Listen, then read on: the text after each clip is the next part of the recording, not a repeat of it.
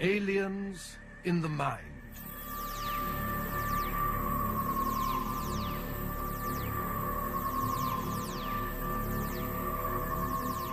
Co-starring Vincent Price as Curtis Lark and Peter Cushing as Jon Cornelius.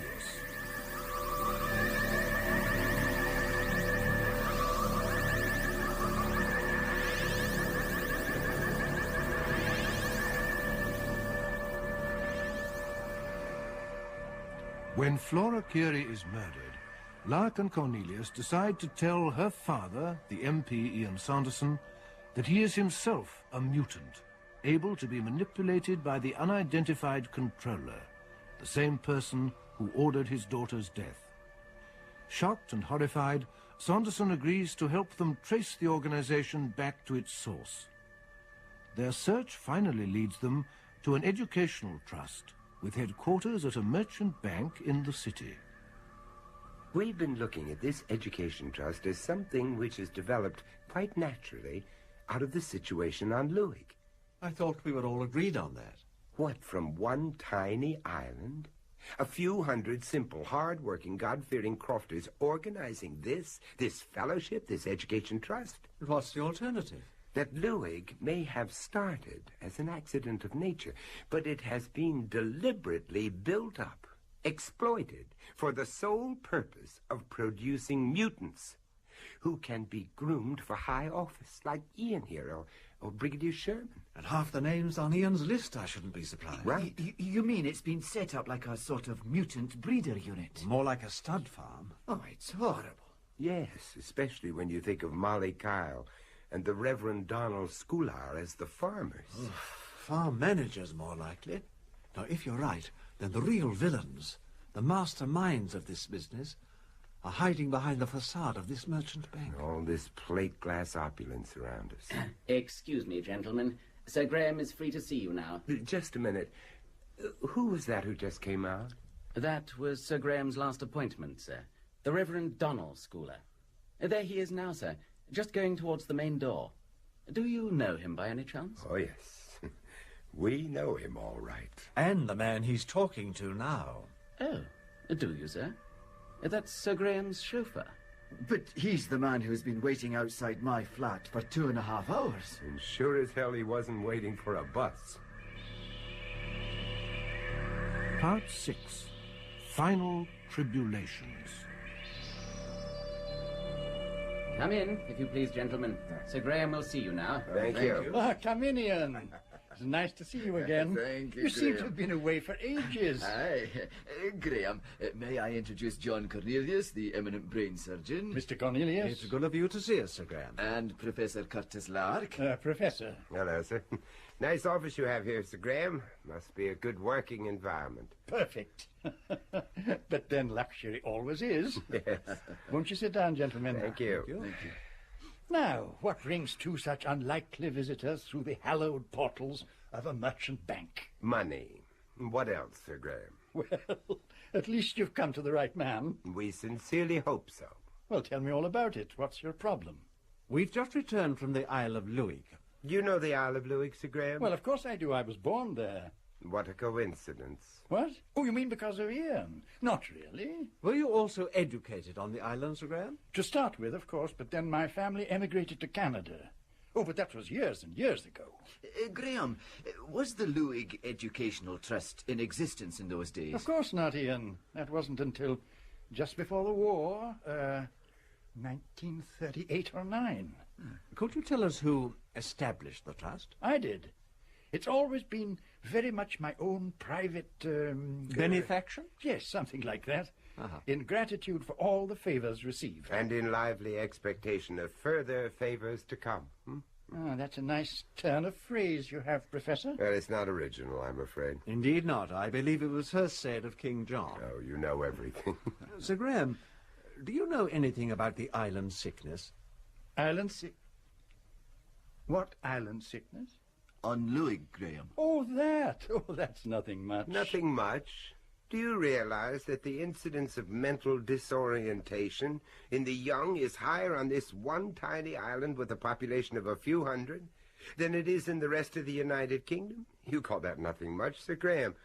It's the biggest nothing much I've ever heard of. Put like that, Professor, I might agree it sounds horribly impressive.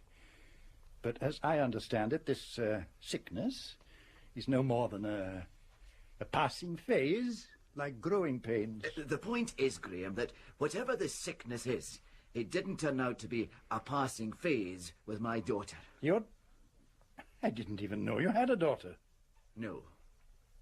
I think I'd almost forgotten it myself. Until last week. Why, what happened last week? My daughter was murdered. Murdered? My poor Ian. I had no idea. Oh, but this is awful. Terrible. I can't tell you how appalled I am. Don't you want to know who did it? Oh, yes. Yes, of course I do. So do we. It was two complete strangers. Strangers to us, that is. But why, Ian? In God's name, why? We hoped you might hazard a guess, Sir Graham. I don't know why you should think that. Don't you? Anyway, the point is that I'd like to make some sort of lasting memorial to her. Of course you would. What I had in mind was some sort of grant to allow proper research into the causes of this island sickness. On Louis? Where else? It sounds a marvelous idea. We thought you'd like it. And I was wondering if you'd be prepared to let the Trust sponsor it. The Trust? Now, why not, Sir Graham? Isn't the aim of the Trust to improve conditions for the islanders? Well, yes. In a way, I suppose. Well, believe me, this would improve their lot. A lot. Oh, excuse me a moment. Yes, Charles? Lady McCladden has arrived, Sir Graham. Oh, ask her to wait just a few... No. On second thoughts, ask her to come straight up. Very good, Sir Graham. I hope you don't mind, gentlemen. I'm meant to be taking my wife to lunch. Not at all. Oh, it's ages since I saw her last. Is your wife also a native of Louis, Sir Graham? Oh, no. She was born in Canada, actually. That's where I first met her. But she does take a great interest in affairs on the island. Oh, yes, indeed. She'll want to know a great deal about this suggestion of yours. Oh, I'm sorry, dear. I didn't mean... No, it's quite all right, dear. Come on in. Well, if you're sure. You know Ian, of course. Of course. It's been so long, I'm in danger of forgetting what you look like, Ian. Aye. Now, let me introduce you to Mr. Jon Cornelius, the brain surgeon. Mr. Cornelius. How do you do, Lady And McCladden? Professor Curtis Lark. You're not Curtis Lark, the author, are you? Well, I do write the odd book or two, ma'am, yes. I've just read one of them. Well, thank you. I'm gratified to find I'm not my only reader. No, seriously. I find your predictions of the future use of telepathy and telekinesis quite fascinating. Yes, it is a fascinating subject. And not a little frightening. Oh, forgive me, I've obviously broken up something terribly important. On the contrary, your arrival could be quite opportune. Yes, sit down, my dear. Here. We hope you might be able to persuade Sir Graham to support our scheme. It's a modest medical research grant. Well, that seems a worthy enough cause. What do you intend to research? Mental illness, Lady McCladden. On a tiny Scottish island called Louis. Louis? But there's no mental illness on Louis. Oh, but there is, I assure you. The so-called island sickness is almost approaching an epidemic. They want the Trust to sponsor the idea. If they're serious, why not? It sounds a marvellous idea. That's what your husband said.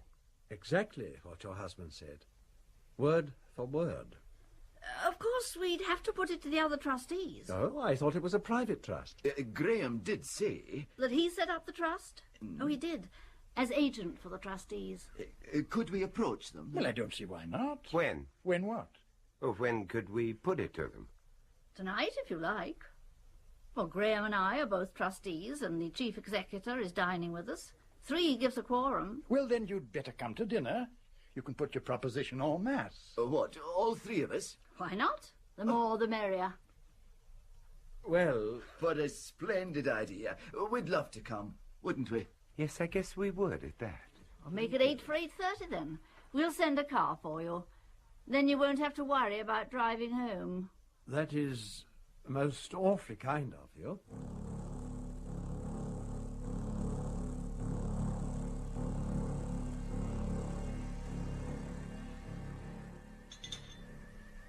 drink, Curtis? No, thanks. I want to have that wide-awake feeling all evening. You have a suspicious mind, dear boy. I don't expect it'll be anything but a perfectly ordinary dinner party. Yes, except that we could find ourselves playing footsie with a controller.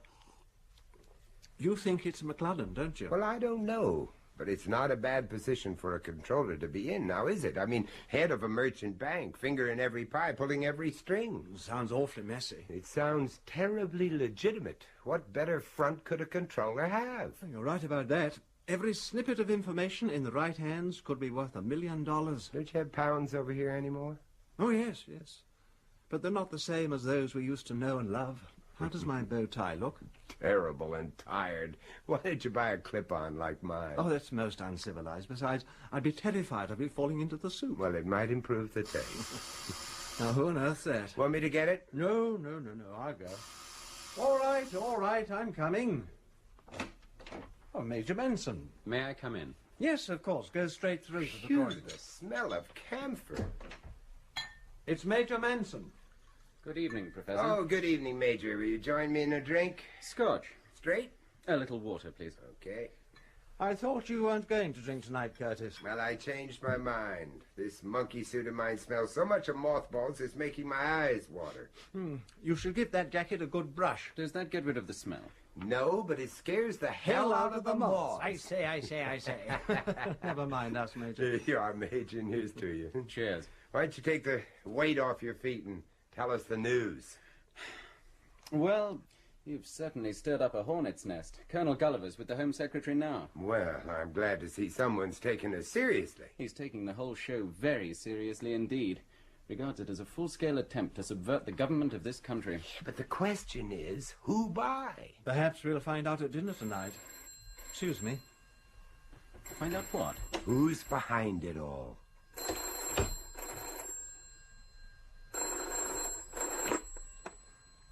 Jon Cornelius here. Oh, it's Ian Sanderson here. Oh, hello. Hi. I've just seen Sir Graham's car pull up outside your door. But I think the chauffeur's coming to you first, so I'll be down in a couple of minutes. Oh, well, thank you. See you in a few moments, then. Aye, fine. Bye. Bye. That's odd. It's very odd. Something come up, John? No. Well, at least... What? Well, that was Sanderson. He rang to say McLadden's chauffeur is on his way up for us. Simple courtesy, surely. Well, I don't know. He warned us once before, didn't he, Curtis? Yes, you're right. When Flora got killed. You think he's trying to warn you again? It's possible. Hello. The trouble is, once a mutant, always a mutant. We can never be sure. Here goes. John, Yes? be ready for anything. Mr. Cornelius, keep your body right behind the front door all the time. Don't worry, I will. What about me? You, Professor, keep clear of this doorway. Okay. Mr. Cornelius? Yes, we won't keep you a minute. Just about ready. Stay out of the way, Professor. Look out, John, he's got a Keep gun! out of the way. John, are you all right? I'm still in one piece, I think, but I'm shaking like a jelly. Oh, that's probably just the reaction. What about him? What about him? Have you ever seen him before? Yes, he was watching Sanderson's apartment this morning. And then we saw him talking to Schooler at the bank. Schooler? Yes. The preacher fellow from your island. Yeah, that's the one. Now, I wonder what brings him to town. Well, that's something else we may learn during dinner. This dinner party. Where's it meant to be taking place? Oh, that's Graham McLadden's. McClellan? You mean the merchant banker? Is he involved? Oh, boy, and how? Well, his chauffeur certainly was. And you're determined to go through with this dinner, Quite determined. in spite of all that's happened? Because of all that's happened. You know you could be putting your head in the lion's mouth. Well, let's hope it doesn't suffer from halitosis. Oh, I like that, John. Yeah, you're better. Do you mind if I use your phone? Oh, help yourself. What are you going to do? You'll require transport, won't you?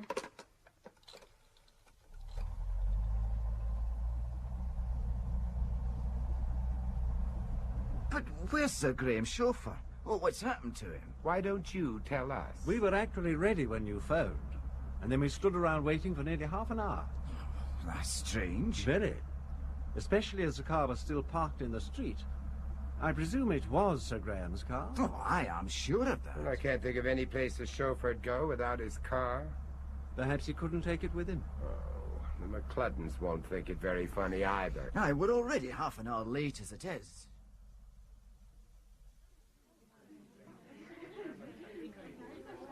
Mr. Ian Sanderson, Mr. Jon Cornelius, and Professor Curtis Lark.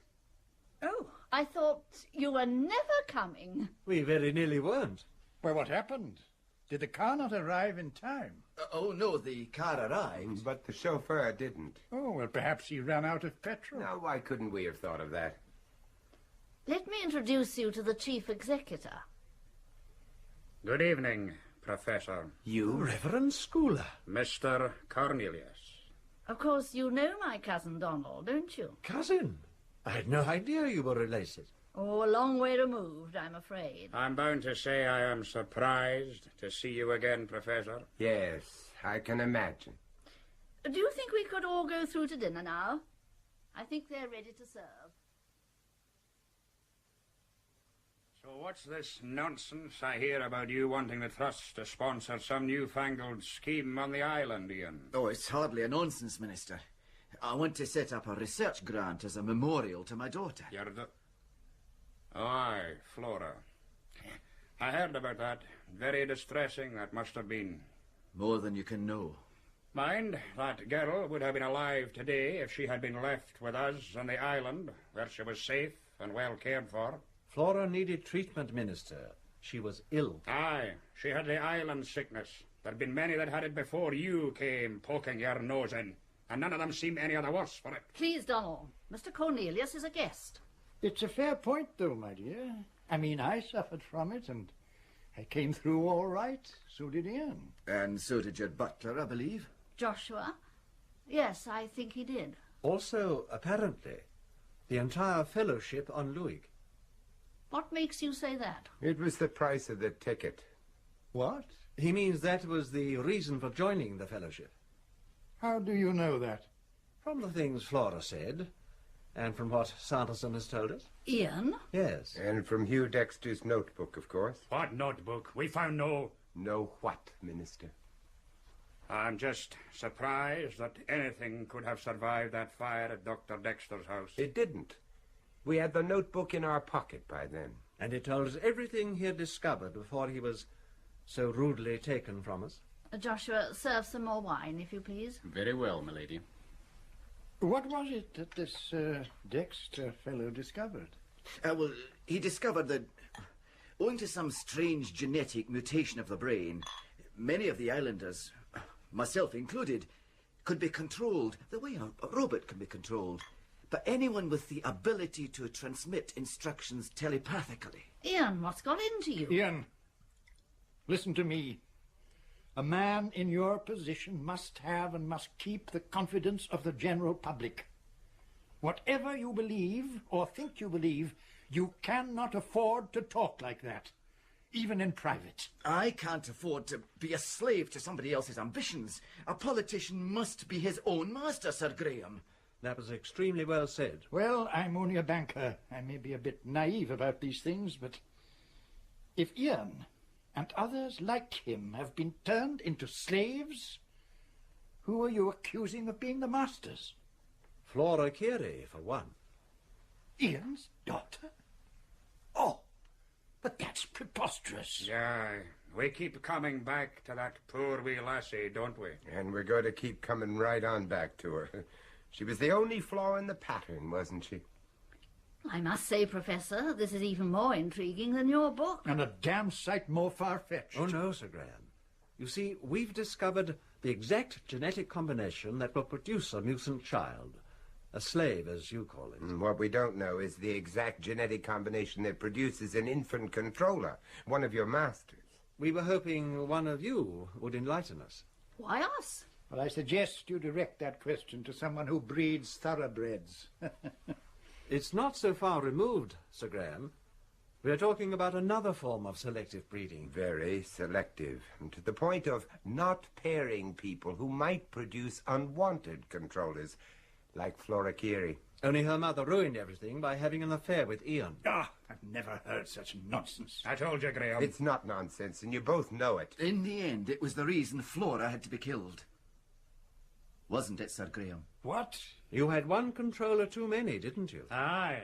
And now we've got a pair of meddling busybodies. That's enough, Donald. There's no point in abusing our guests. They're intelligent men, after all. They must realize their predicament by now. What predicament? Oh, of course. Curtis, I'm sorry. I should have realized. You should indeed, Mr. Cornelius. Aye, with all your fancy training, and you couldn't work out that it might be another woman. If there's still any doubt in your minds, just watch. Listen to me. Concentrate. Concentrate. Look around you, gentlemen. Ian Sanderson, my husband, the butler. Aye, and a whole house full of servants besides. Look at them carefully. Don't you notice something strange? Their blank looks. Not one of them has a thought in his head except to carry out my instructions. Lady McLudden? Who'd have thought it? Well, you should have done, especially after Flora and my sister. Your sister? Molly Kyle. Molly Kyle was your sister? What were you trying to do, Minister? Keep it in the family? Aye, something like that, Professor. Huh. And you were just riding on her coattails. Power by proxy. It figures. Pity you didn't figure it earlier, then. That was your big mistake, Professor. What do you intend to do with us, Lady McLudden? Well, I have only to will that you should be taken out and killed. And you will be. With a chorus of zombies chanting, "Kill him, kill him." No, they don't have to chant. You can have it in complete silence, if you like. Could we have them praying for our eternal souls, just to keep the minister happy? The time for the wisecracks is well past, Professor. Outside now. And please, let's not have any unpleasantness. It would be such a pity to ruin such a delightful and informative evening. Oh, yes, of course, and blood stains are so rough on the carpets. Precisely, Professor. I knew you'd understand. Perhaps you would precede us into the garden, please?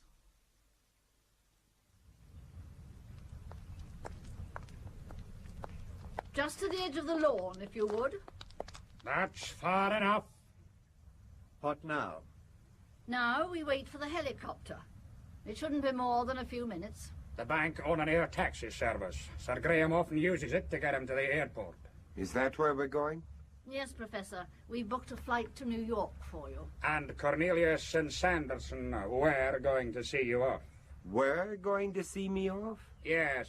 Unfortunately, the helicopter crashed, killing all the passengers. What about the crew? The pilot's one of my mutants. He'll do what I will him to. You mean he'll just kill himself, like some kamikaze pilot? If I want him to.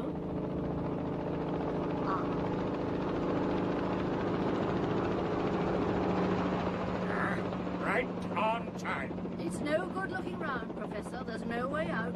Nowhere to run to. Even if I did run, Lady McLudden, I've no doubt you could will a whole army of zombies into catching up with me. That's right, Professor. How many zombies do you control, anyway? All right, Lady McLudden, stand quite still. The party's over. Manson. And about time. Kill him.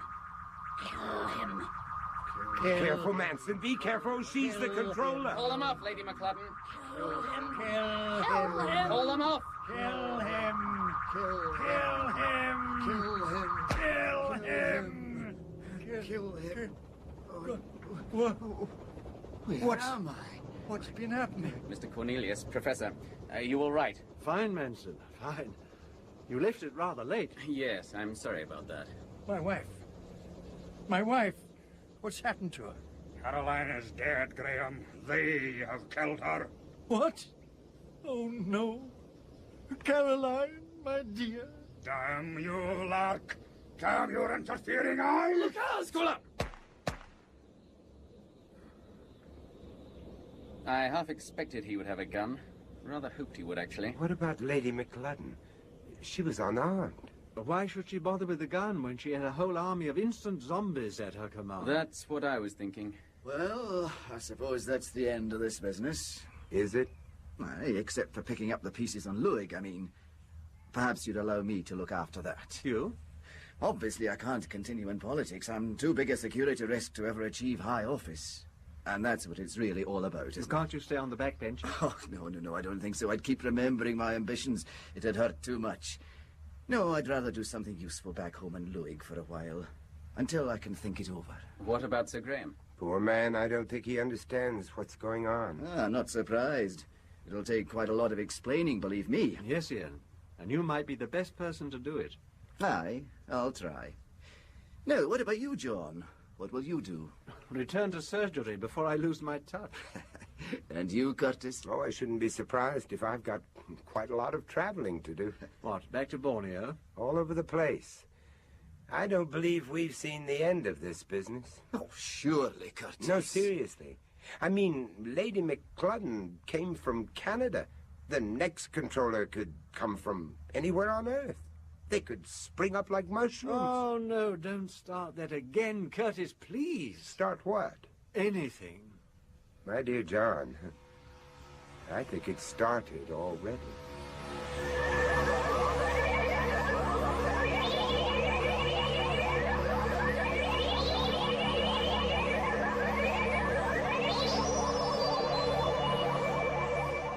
That was the final episode of Aliens in the Mind, co-starring Vincent Price as Curtis Lark and Peter Cushing as Jon Cornelius, with Richard Herndl as Sir Graham McCludden, Joan Benham, Lady McCludden, Fraser Carr, Ian Sanderson, Henry Stamper, Donald Scular, and Andrew Sear as Manson. Electronic effects for the series were by Chris Jenkins. Aliens in the Mind was written by Rene Basilico from an idea by Robert Holmes. Production by John Dias.